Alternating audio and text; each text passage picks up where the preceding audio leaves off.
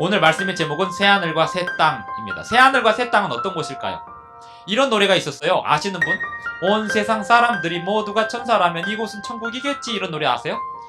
저는 그 노래를 굉장히 좋아합니다. 그런데 저는 그 노래 그 다음 가사를 몰라요. 어디선가 버스에서 들었는지 지하철에서 들었는지 지나가면서 딱 가사가 들었는데 그 노래가 저에게 이 20살 어느 날이었어요. 갑자기 라디오인지 어디선가 온 세상 사람들이 모두가 천사라면 이곳은 천국이겠지 빰빰빰 이렇게 하는데 그 다음 가사를 못 들었는데 그 하나로 제가 그 천국에 대해서 고민했던 문장 안에 다 들어있었어요.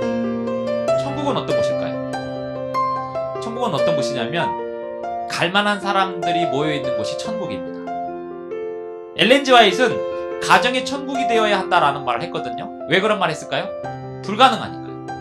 예수님은 두세 사람이 내 이름으로 모인 곳에 나도 그들 중에 함께 있겠다라고 말씀하셨거든요. 왜일까요? 불가능하니까요. 두세 사람이 내 이름으로 모인 곳에 나도 그들 중에 함께 있을 뿐만 아니라 너희들이 무엇이든지 구하라. 그럼 내가 뭐든지 다 들어준다 그랬어요. 그런데 그렇게 하나님한테 기도해가지고 뭐든지 다 들어주는 사람들이 별로 없어요. 두세 사람이 예수님의 이름으로 모여서 기도했는데 다 들어주신 분은 바울과 실라. 그렇죠? 바울과 실라. 그 다음에 아브라함과 사라가 마음을 맞추는데 75세에 떠나가지고 100세까지 25년 걸렸어요. 25년 걸려서 마음을 하나님 앞에 맞췄어요. 그랬더니 이삭이 태어났어요. 부부가 30년을 살고 40년을 살면서 숙제와 과업이 뭐냐면 그 40년 동안 두 사람이 마음을 맞추는 게 최고의 과업입니다. 그 마음이 맞추면서 하나님께 기도하면 하늘의 문이 열립니다. 그런 사람들이 있는 곳은 천국입니다. 어떤 사람은 이런 얘기했습니다. 명문대는 교수가 만드는 게 아니라고. 명문대는 학생들이 만드는 거라고. 정말 그래요. 학생들 교수 없어도 정말 수준 있는 학생들만 딱 모아놓잖아요. 거기는 공부가 그냥 돼요. 제가 그런 걸 종종 봤습니다. 어떤 그 선생님이 소그룹을 하나 만들어줬는데 공부 잘하는 애들끼리 토론 잘하는 애들끼리 딱 묶어놓고 너희들끼리 한 달 동안 이거 해와 그랬더니 그 안에서 그 한 달 안에 1년 동안 배우지 못할 내용을 다 배웠어요. 왜일까요?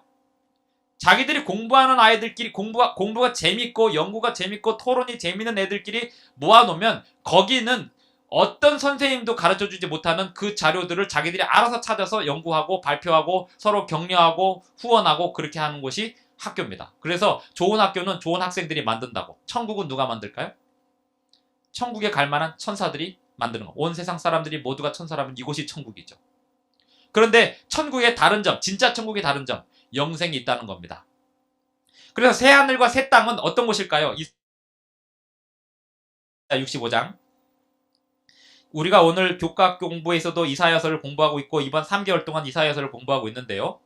이사야 65장과 66장을 13과에서 공부하는데 13과에서 다 다루지 못하고 아주 간략하게 다루기 때문에 그 중에 또 교과에 다루어지지 않는 내용을 오늘 이 시간에 말씀을 드리고자 합니다.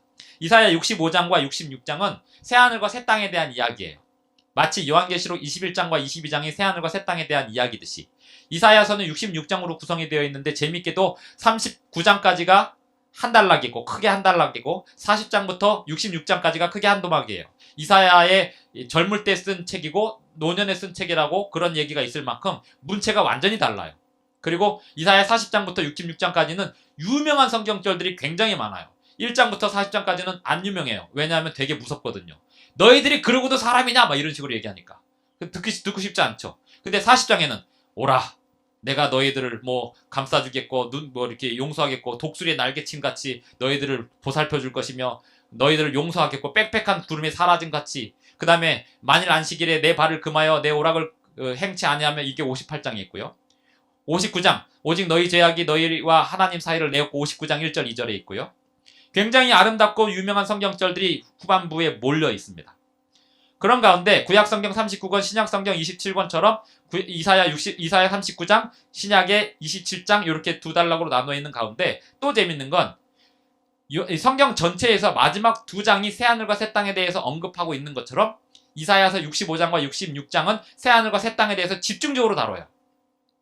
자, 그러면 이사야 65장과 66장은 구약으로 쳐야 돼요? 신약으로 쳐야 돼요? 이거 중요한 질문입니다. 물론 이사야서가 구약에 있죠. 근데 그 기별은 구약의 기별이에요, 신약의 기별이에요? 이거 굉장히 중요한 단서입니다. 왜요? 뭘 얘기하니까? 죄악된 세상 얘기하는 게 아니고 새하늘과 새 땅을 얘기하는 거니까. 이사야 65장과 이사야 66장에 나와 있는 그 말씀들은 규범 그대로 받아들여도 됩니다. 어떤 사람들이 구약 성경은 예수님 십자가에서 폐지했다고 하니까 그렇다 칩시다. 그럼에도 그렇다 쳐도 이사야 65장과 66장은 신약의 기별이고 새하늘과 새 땅의 기별이잖아요. 그러면 65장과 66장에서 무슨 말을 했는지가 굉장히 중요해요. 창세기 1장과 2장에서 무슨 말을 했는지가 굉장히 중요하듯이 죄가 들어오기 전 상태에 어떤 에덴 동산의 모습이 가장 이상적이었는지가 중요하듯이 요한계시록의 21장과 22장의 새하늘과 새 땅의 모습이 창세기 1장과 2장을 그대로 연결해 놓은 것이기 때문에 중요하듯이 이사야 65장과 66장도 새하늘과 새 땅의 기별이기 때문에 굉장히 중요합니다. 그런데 안 보잖아요, 사람들이. 우리 재림교인들이 안 본다는 말이 아니라 일반 개신교인들이 구약이라는 이름으로 얼마나 이 구약 성경을 사람들이 소홀히 하기 때문에 사회 문제가 많이 일어나는지 몰라요. 이사야 65장, 66장 새하늘과 새 땅에서 천국 가면은 사람들이 놀고 먹는 줄 아는데 하나 보겠습니다. 이사야 65장 21절 새하늘과 새 땅에서 뭐 하나 봅시다. 21절 그들이 뭐 하고? 집 지어요. 현실이라고요. 현실. 가옥을 건축하고 그것에 거하겠고 영혼이 천당 가가지고 떠다니는 거 아니에요. 가서 집 짓는다고요. 그 다음에 뭐 하고? 그 다음 포도원을 재배하고 농사져요. 하늘나라 가시려면 집 지을 수 있어야 돼요. 포도나무 재배하실 수 있어야 된다고요. 포도 농사 지으시는 분들 내가 하고 있는 일이 하늘 가서 할 거 연장선상계라고 생각하면 되고 집 짓는다는 거는 굉장히 공학, 물리학, 많은 과학이 들어가는 거예요. 집을 짓는다는 거. 이 땅에서 교회를 건축한다는 거 하늘 가면 우리가 집 짓는 그 일을 여기서 미리 연습하는 거예요. 집을 짓는다는 게 뭘 의미할까요? 경영하는 겁니다. 가옥을 건축하고 그것에 거하겠고 포도원을 재배하고 열매를 먹을 것이며 22절 그들의 건축한 데 누가 거하지 않는다? 타인이 거하지 않는데요. 사유재산이 인정됩니다. 자기 개인의 소유가 있다는 겁니다. 우리 집에 남이 함부로 안 들어와요. 거기도 현실 세계라고요. 그 다음에 타인이 먹지 아니하리니 이는 내 백성의 수완이 나무의 수완 것 같겠고 이 말은 이사야 시대의 사람들이 이해를 잘 못해가지고 나무는 굉장히 오래 살거든요. 그래서 굉장히 오래 산다는 표현을 이렇게 한 것입니다. 그 다음에 25절 이리와 어린 양이 함께 먹을 것이며 사자가 소처럼 짚을 먹을 것이며 사자가 소처럼 짚을 먹는다는 건 풀을 먹는다는 건 하늘나라에서만 있는 건 아닙니다. 에버랜드 가면 사자가 풀 먹는 얘기 합니다. 사자가 고기만 먹는 게 아닙니다. 사자가 풀도 먹어요. 그런데 하늘나라에 가면 에덴 동산에서는 사자가 고기를 일체 안 먹고 풀만 먹었다 이 말입니다. 자, 여기서 우리가 생각해 볼 부분이 기린이 동물뼈 먹는 거 보셨어요? 보셨죠? 기억나세요? 다큐멘터리에서 한번 나왔었습니다. 잡지에도 나왔었고요. 과학 잡지에. 기린이 동물뼈를 먹고 있었어요. 왜 먹을게요? 먹을 게 부족하니까.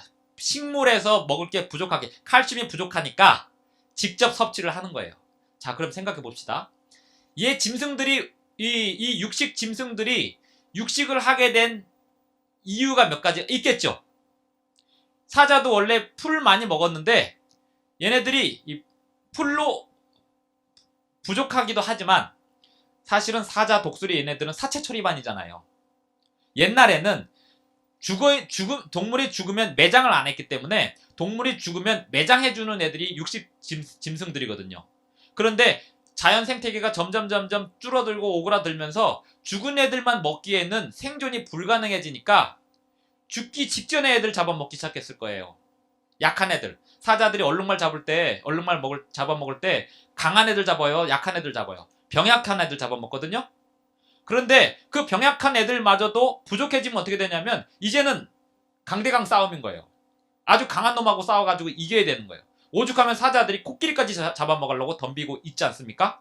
왜요? 먹을 게 부족하니까. 본래 사체 처리반으로 죄가 들어온 다음에 사체 처리반으로 하나님께서 장미에 가시 내듯이 사자의 송곳니를 내서 사체 처리반으로 만들었는데 얘네들이 이루고 싶어서 이루고 있는 게 아니라는 말입니다.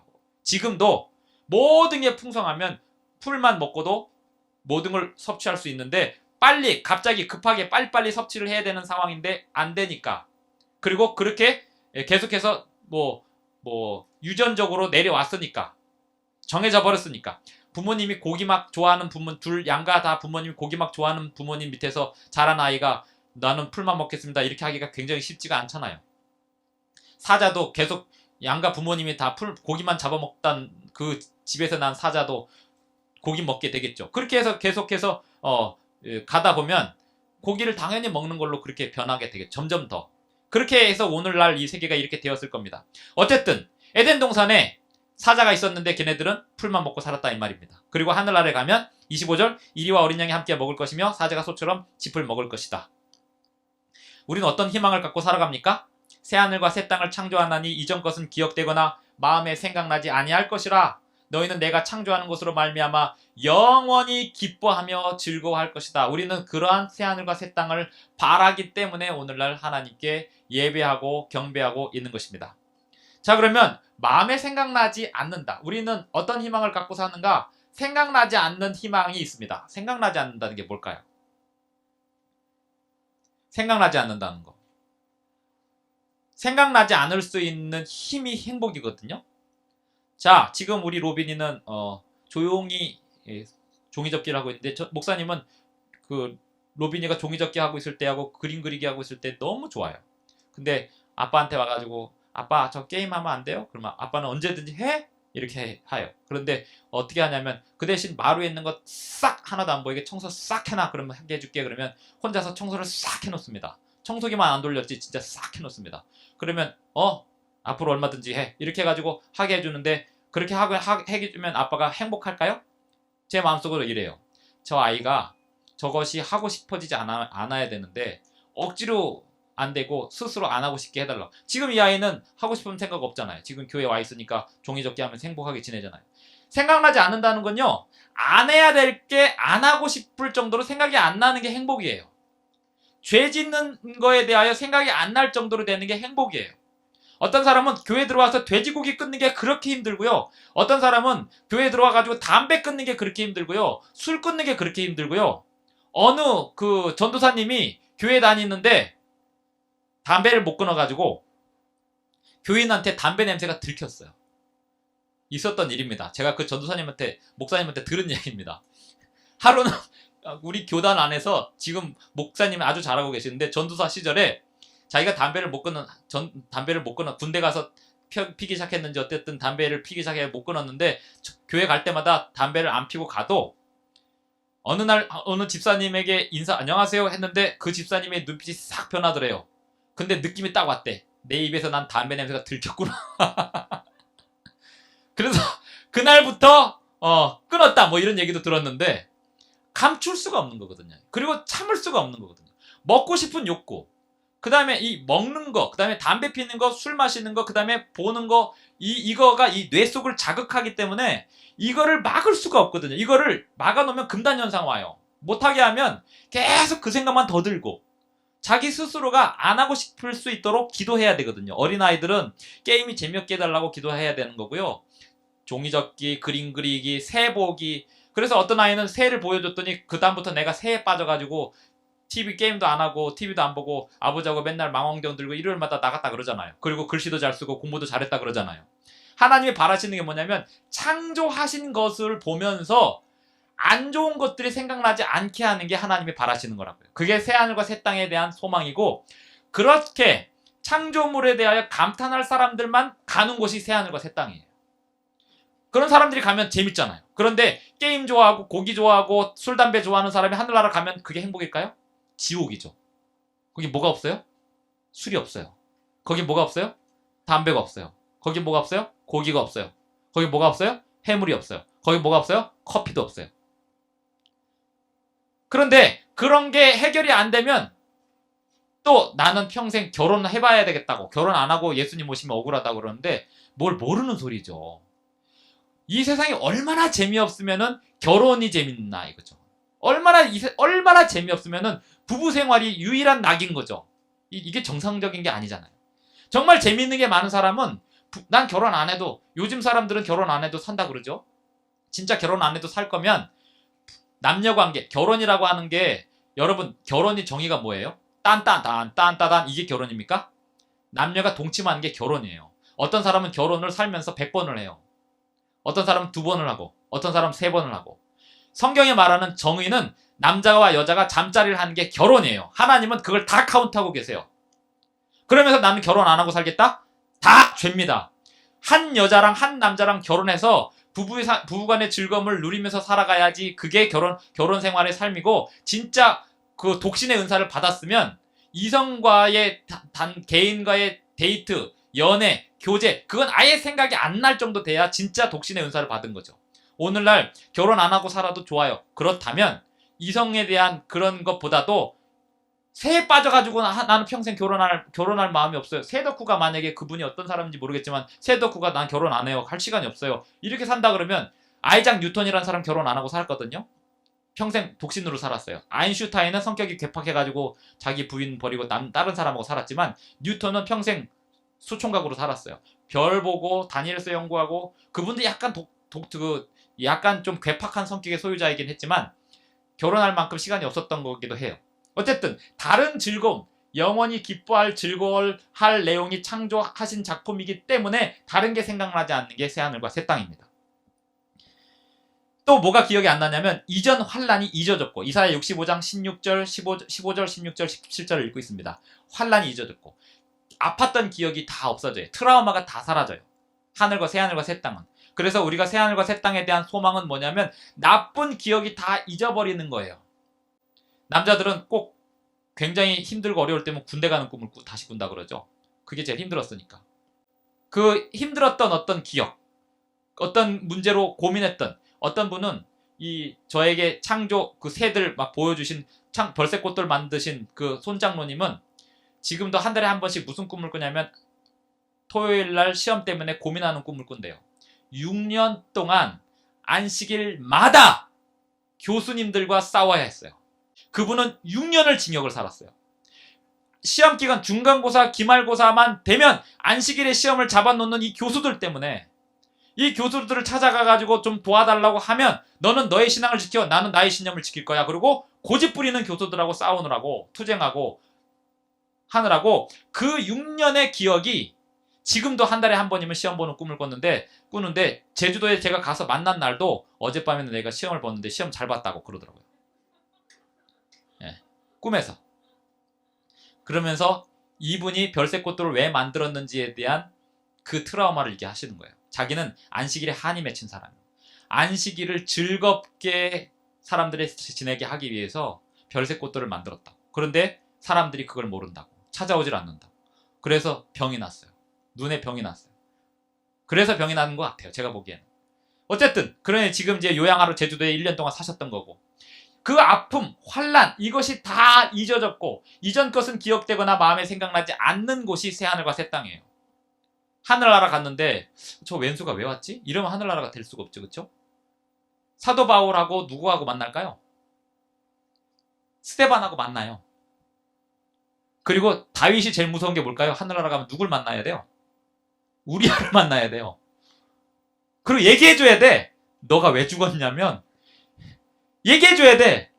우리아가 그 얘기 듣고 아니 이렇게 할까요? 옛날 일이니까 잊읍시다. 그리고 다 끝나요. 얼마간 동안 그 통곡하고 울고 누가 안 왔고 누구 왔고 이런 것 때문에 조금 힘들지만 며칠 사이에 싹 잊어집니다. 아팠던 기억들이. 하지만 우리가 이 지구에 살았던 그 중요한 기억은 남습니다. 예수님의 십자가는 영원히 남습니다. 예수님의 그 손에 그 못자국은 영원히 남습니다. 그것이 하늘과 땅입니다. 다음은 넘어가고 요거만 얘기하고 마치겠습니다. 다음 시간에 조금 더 할 수 있을지 모르겠습니다만 오늘 요거만 얘기하고 마치겠습니다. 이사야 66장에 돼지고기와 포도즙 얘기가 나와요. 돼지고기는 뭐라고 나오냐면 65장 4절, 그들이 무덤 사이에 앉으며 은밀한 처소에서 지내며 돼지고기를 먹으며 가증한 물건의 국을 그릇에 담으면서 사람에게 이르기를 너는 내 자리에 섰고 내게 가까이 하지 말라. 나는 너보다 거룩함이니라. 동산에서 제사하고 벽돌 위에 분향하며 내 앞에서 항상 내 노를 일으키는 백성, 하나님 앞에 예배한다고 모여 앉아가지고 돼지고기 먹고 가증한 물건들 먹으면서 나는 너보다 거룩하다라고 얘기하는 이 패역한 백성들에게 이야기하고 있어요. 그 다음에 8절, 이 성경절. 포도송이에는 즙이 있어 말하기를 즙이 있으므로 혹이 말하기를 그것을 상하지 말라. 포도즙이 상하면 뭐예요?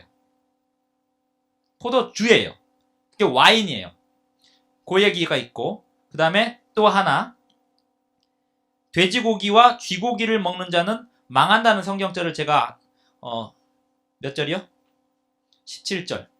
66장 17절.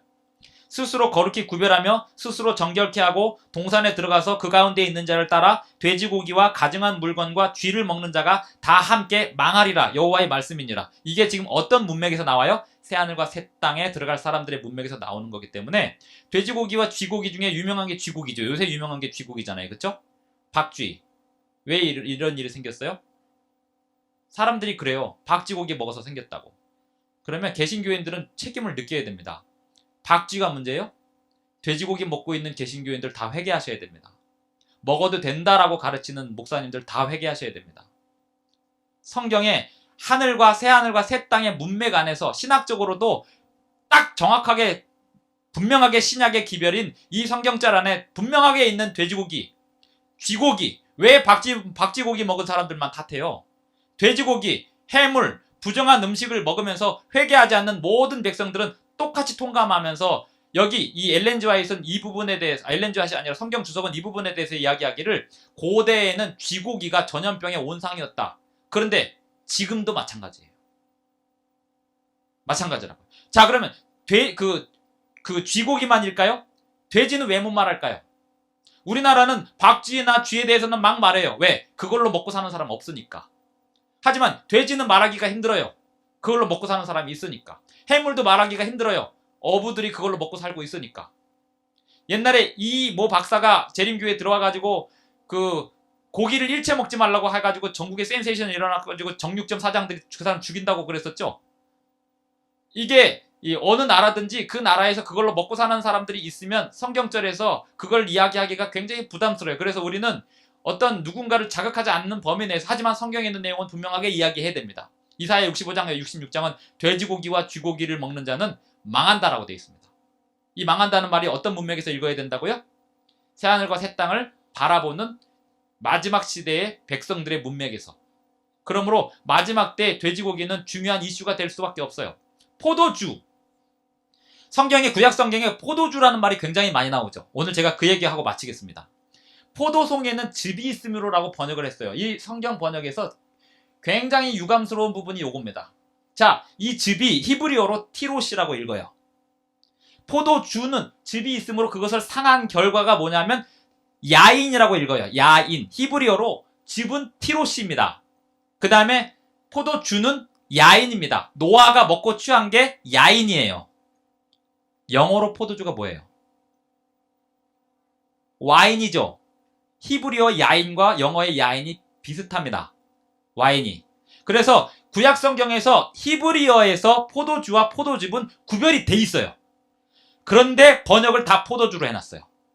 여기만 즙으로 해놨어요. 그래서 헷갈리게. 신명기에 보면은 풍성한 곡식이 풍성해지고 포도주가 넉넉해진다라고 하는 이야기를 하는데 그 포도주에 다 티로시로 썼어요. 그런데 포도주로 번역을 해놨습니다.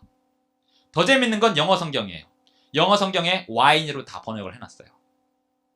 그런데 킹제임스 버전만 믿는 사람들이 있어요. 킹제임스 버전이 진짜라고. 킹제임스 버전 와인으로 해놨습니다.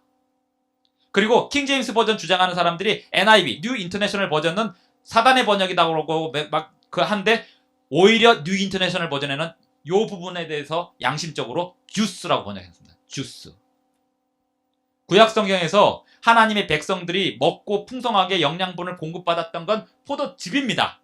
티로시.